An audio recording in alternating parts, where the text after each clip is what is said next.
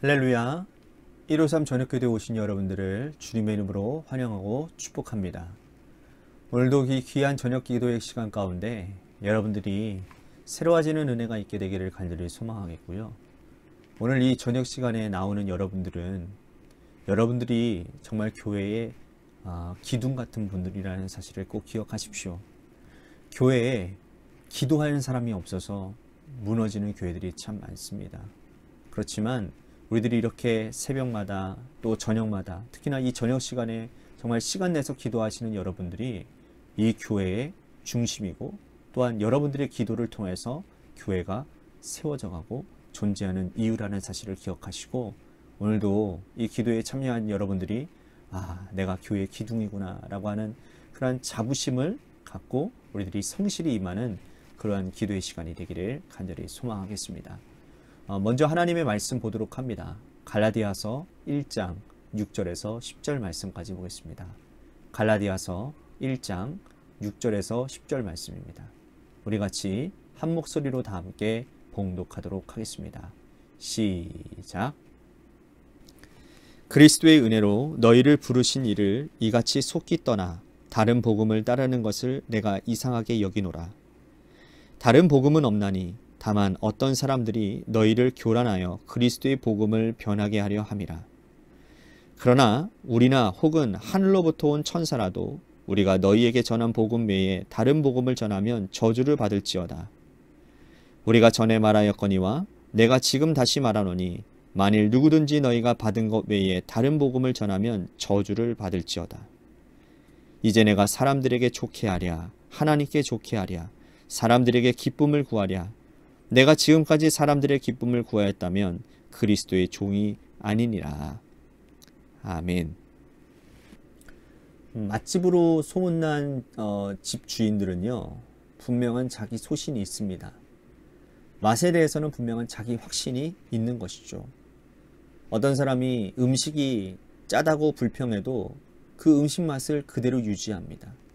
누군가가 싱겁다고 말을 해도 웃으며 넘기며 그 맛을 그대로 고수하죠. 절대로 변하지 않는 자기 맛에 대한 확신이 있기 때문이라는 겁니다. 그 확신을 가지고 음식을 만들어내면 사람들이 알아주고 좋아하는 매니아들이 생기게 되는 거죠.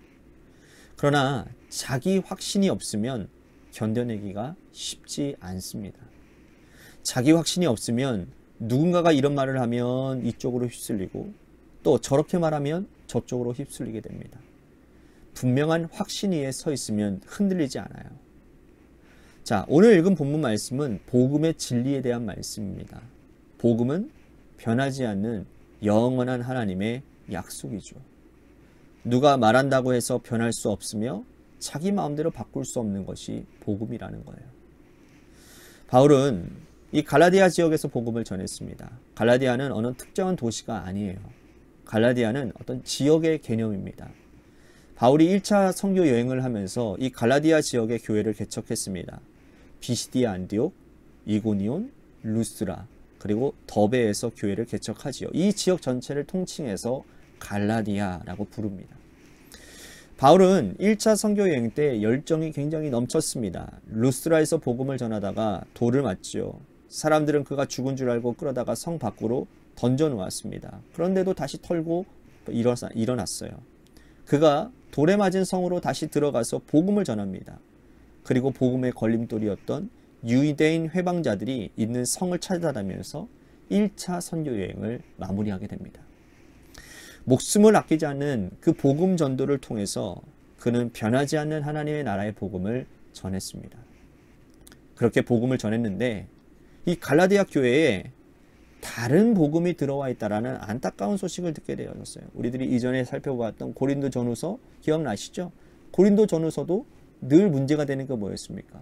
외부로 오는 다른 복음을 전하는 사람들 때문이었다라는 거죠. 이 갈라디아 교회도 마찬가지인 거예요. 다른 복음이 들어왔다라는 거예요. 자, 이 일 때문에 갈라디아서가 기록하고 있는 것입니다. 자, 6절 말씀을 다시 한번 보시면 그리스도의 은혜로 너희를 부르신 이를 이같이 속히 떠나 다른 복음을 따르는 것을 내가 이상히 여기노라. 바울은 갈라디아 교회가 다른 복음을 따른다라는 소식을 듣게 됩니다. 다른 복음을 한마디로 말한다면 우리들이 고린도 전후서를 통해서 우리들이 살펴봤지만 할례에 대한 잘못된 지침이었어요. 그러니까 유대에서 온 어떤 사람들이 갈라디아 교회에 이르러서도 할례를 받아야 구원을 얻을 수 있다라는 거예요. 우리들이 행함으로 구원을 얻을 수 있다라는 거예요. 여러분, 갈라디아는요 이방인 지역이었습니다. 이방인들은 할례를 받지 않아요. 그래서 바울은 할례 자체가 어떤 구약의 구원에 영향을 주지 못한다라고 가르쳤습니다. 전적인 은혜로 하나님은 그의 아들 독생자 예수 그리스도를 우리에게 주셨고 우리는 그 예수 그리스도의 피의 공로를 의지함으로 구원을 받는 것이지 내 몸에 할례의 언약을 새긴다고 해서 그것이 구원받는 것이 아님임을 전했어요. 그런데 유대인 중에 어떤 사람들이 갈라디아 교회에 와가지고 할례 받지 않으면 아브라함의 자손이 아니고 아브라함의 자손이 아니면 구원의 반열에 소외될 수 있다라고 가르칩니다. 이것이 다른 복음이라는 거죠. 다른 복음이 갈라디아 교회 성도들을 어떤 악한 역행령을 주었는지를 사도 바울은 7절에서 뭐라고 말을 하냐면 우리를 교란하게 했다라는 거예요. 너희를 교란하게 했고 그리고 복음을 변하게 했다라고 말씀을 합니다. 자, 두 가지 약한 영향력이에요. 첫 번째는 교란하게 했다라는 겁니다. 여러분 이 교란했다라고 하는 것 말을 헬라어 말로 원어를 보니까 타라소라는 말을 사용했는데 두려워서 벌벌 떨게 하다라는 그런 의미를 가지고 있거든요. 그러니까 복음은 사람들에게 겁을 주고 두려움을 떨게 하는 것이 아니에요. 복음은 말 그대로 기쁜 소식이에요. 기쁜 소리잖아요. 기쁜 소식이거든요. 우리의 죄와 죽음으로 우리가 죄로부터 죽음으로 우리가 죄로 말미암아 죽을 수밖에 없는 우리들인데 예수 그리스도께서 우리를 대신하여 죽어내시고 부활하신 것을 그 믿는 우리의 부활의 영광에 이른다라고 하는 그 복된 소식 그것이 복음 아니겠습니까? 그런데 다른 복음 즉 할례를 받지 않으면 구원을 받지 못할 것이라는 가르침 이 말씀을 통해서 갈라디아 성도들은 두려움을 갖게 된 것이죠. 여러분 두려움은 사단이 주는 거죠. 예수님께서 부활하신 후에 두려움에 떨고 있는 제자들에게 찾아오셔서 첫 번째로 하신 말씀이 뭡니까? 너희에게 평안이 있을지어다. 그러므로 참된 복음, 진짜 복음은 우리를 자유케 하는 거예요. 복음이 우리를 억누르게 하는 것이 아니라 우리를 자유케 하고 그 일을 통해서 우리들이 영적인 기쁨을 누리고 그 안에서 세상이 경험할 수 없는 참된 행복을 경험하게 되는 거죠. 오늘 사이비 종말론 이단들은 하나님의 백성들을 두렵게 하여 미혹합니다. 1993년 이장님 일당이 다미 선교회 사건을 통해서 여러분들 얼마나 악한 일을 했습니까? 1993년 10월 어느 날 예수님께서 재림하실 것인데 이 모임에 들지 않으면 영원한 형벌에 들어갈 것이라고 겁을 주었어요. 여러분 이것은 복음이 아닙니다. 바울은 이런 부류를 다른 복음이라고 부르는 거예요. 다른 복음이 주는 두 번째 악한 영향은 뭐냐면 복음을 변질시킨다는 겁니다. 여기서 이 변하게 한다라고 하는 말의 언어가 메타스트레포라는 단어인데 상하게 하다라는 뜻을 가지고 있어요. 여러분 복음은요 신선한 거예요. 복음은 언제 들어도 우리의 영혼에게 활력을 주고요 새롭게 하고요 우리를 하나님 앞에 세워주는 능력의 말씀이 됩니다. 그런데 복음이 어떻게 변질되어 상할 수가 있겠습니까? 오늘 우리 이 시대도 복음을 변질시키는 거짓 선지자들이 등장을 합니다. 예를 들면 돈을 받고 복음을 파는 자들이 있어요. 값없이 돈 없이 와서 포도주와 젖을 사라고 하신 말씀처럼 복음은 값없이 주어지는 선물입니다. 그런데 구약시대의 북이스라엘의 남유다의 제사장들은 돈을 요구했어요. 그것이 복음의 변질을 시키는 행위였죠. 오늘 교회 공동체 안에서도 이런 식으로 복음을 돈으로 환산하는 악한 자들이 있다라는 거예요. 다른 복음을 전하는 자들인 거죠. 또한 사람이 주인 노릇하는 교회는 복음을 변질시키는 교회입니다. 사람은 통로의 역할을 할 뿐입니다. 우리 어제 말씀드렸잖아요. 우리 수요 예배 때 말씀드렸잖아요. 우리 신앙의 싸움은 하나님이 드러나게 하시는 싸움인 것이지 내가 드러나는 싸움이 아니라는 거예요. 복음의 주체는 하나님 한 분밖에 없어요. 그런데 교회 안에서도 어떤 사람들이 주장되어지고 그 사람의 영향력 안에서 교회가 움직여지고 또 교회가 복음 아닌 다른 그런 어떤 것들에 의해서 움직여지고 있다고 한다면 그거는 제가 말씀드렸지만 교회가 아니에요.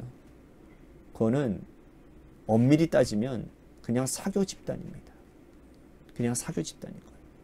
저희 교회는 그런 우를 범하지 말아야 되는 거예요. 어떤 누구의 힘 있는 사람이 특히나 그것이 목사라든지 어떤 목사의 어떤 권력에 의해서 교회가 좌지우지되어지는 건 그건 교회가 아니에요. 오로지 하나님께서 사용하시는 통로의 역할을 감당하는 사람들이 교회를 하나님 드러내게 하심을 통해서 나타내는 것, 이것이 복음인 것이죠. 사람이 마치 어떤 복음의 수요자처럼 행동하는 것은 정말 하나님이 가장 싫어하시는 일이고 하나님이 촛대를 옮기시는 일이라는 사실을 기억해야 된다는 거예요.